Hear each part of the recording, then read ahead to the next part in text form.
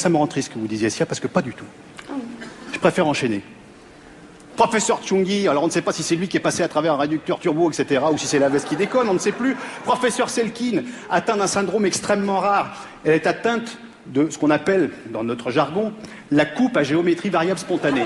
C'est-à-dire, parce que là, pour la photo, elle s'est débrouillée à faire un tétraèdre à peu près correct, mais moi, j'ai déjà mangé en face d'elle dans un séminaire, elle est partie sur un solide à 20 faces, 30 faces, elle a été obligée de quitter la table. Voilà, on en est là.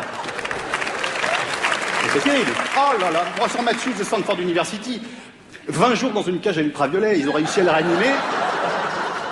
Ils l'ont réanimé, d'accord. Est-ce que ça valait bien le coup? C'est là que j'ai envie de poser un petit peu la question. Rapeski, on ne comprend plus. On ne comprend plus, on ne sait pas si c'est le croupion, le jarret, on ne sait pas ce qu'on a, on ne comprend pas ce qu'on voit.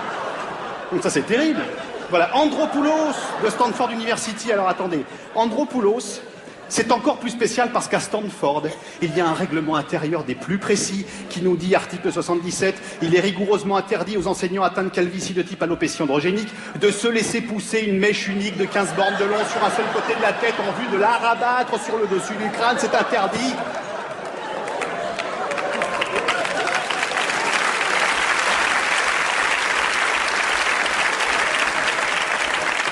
Voilà, j'arrête parce qu'après, j'en ai encore 50, on m'a arrêté.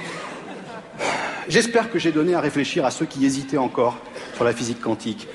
J'espère que je leur ai donné des éléments de réflexion. J'espère que ceux qui se disaient, peut-être cette année, je ne sais pas, on n'a pas encore le bon appart. Bon, j'espère que je leur ai donné des éléments de réflexion. Et je finirai par répondre à Blaise Pascal, qui disait que le silence éternel des espaces infinis l'effrayait, en lui répondant, bien que c'est exactement l'éternité de l'espace qui a permis la complexité moléculaire dont nous sommes faits.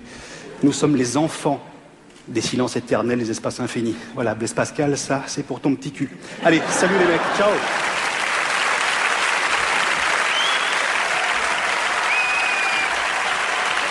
Merci.